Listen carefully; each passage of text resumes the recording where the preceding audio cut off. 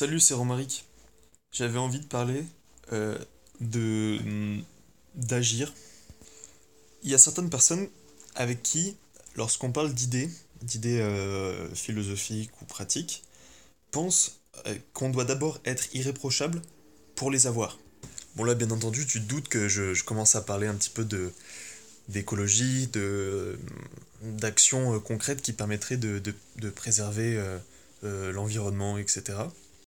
Sauf que pour certaines personnes, tu ne peux pas dire quelque chose concernant l'impact négatif de ton action, de ta vie, tant que toi-même, tu n'as pas passé ce cap. Je vais te donner un exemple. Si je dis que on devrait arrêter de prendre notre voiture pour des trajets euh, à l'intérieur d'une ville, par exemple, qui dispose de transports en commun, il faudrait que, en conséquence, toi, tu ne l'utilises vraiment jamais. Alors que, par exemple, si tu dois aller à la déchetterie ou que tu dois faire des courses qui nécessitent d'acheter des produits pour les travaux, bah là, tu seras obligé d'utiliser un transport personnel, un camion ou une kangou. On va pas se mentir, les kangous, c'est vraiment de la frappe. Lorsqu'on parle d'actions concrètes ou de... Lorsqu'on parle d'idéal, plutôt, j'ai parfois l'impression de devoir me sentir illégitime à avoir des idées, qui ne sont pas forcément les miennes, hein. Pourtant, si j'avais pas ces idées conductrices, j'aurais aucun moyen de changer pour atteindre cet idéal, voilà. En fait, ce dont il faut être conscient, c'est que la réprobation dont on fait preuve lorsqu'on dit, par exemple, qu'en achetant des vêtements de marque de prêt-à-porter de grande taille, ou même en allant à Ikea et en achetant des meubles, en disant que ça nuit à l'environnement, à la fois, je veux dire, à la nature et aux humains, et ben souvent, je remarque une réaction d'agressivité en fait. Selon moi, cette agressivité, elle est liée au fait que en ayant des idées très radicales par rapport à ce qu'on vit actuellement, les personnes avec lesquelles on s'entretient se sentent menacées dans leur mode de vie.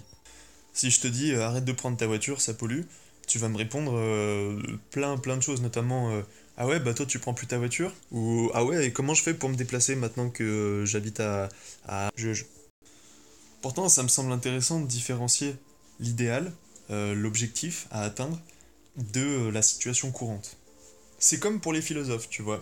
Il y en a certains qui disent que les philosophes ils sont illégitimes à avoir des idées notamment sur le mode de vie, sur la société, etc.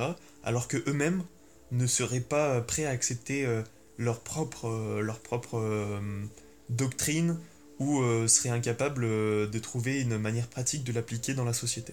Bon, mais si ces philosophes n'avaient jamais eu d'idée, comment l'idée à la base, comment on pourrait atteindre cet idéal. Voilà, donc en gros, ce que je voulais te dire, c'est que tu as le droit d'avoir des idées radicales pour changer le monde en bien, j'espère, mais tu as le droit. Par contre, faut pas oublier deux choses. La première, c'est que il y a de fortes chances pour que tu ne vives pas dans le contexte qui te permette de le mettre en pratique. Et la seconde, c'est que tes idées, même si elles sont très bonnes, même si elles sont bonnes pour toi, pour tes amis, ta famille, ton environnement, euh, tu vas faire face à une réprobation de la part de ceux qui se sentent menacés par l'idéal que tu proposes. Là, la solution, elle est simple, c'est de communiquer. La meilleure manière, en fait, de s'abstraire de la résistance au changement, c'est d'expliquer aux personnes concernées pourquoi il faut changer, et ensuite d'écouter leurs doléances, d'écouter pourquoi ces personnes ne sont pas prêtes à changer. Voilà. Tu peux pas attendre de quelqu'un qu'il adopte, qu'il intègre tes idées, qu'il adopte le comportement que toi tu n'as pas encore ou que tu vises à avoir mais que tu n'as pas forcément encore. Si d'une part ça semble pas cohérent avec le contexte de la personne, soit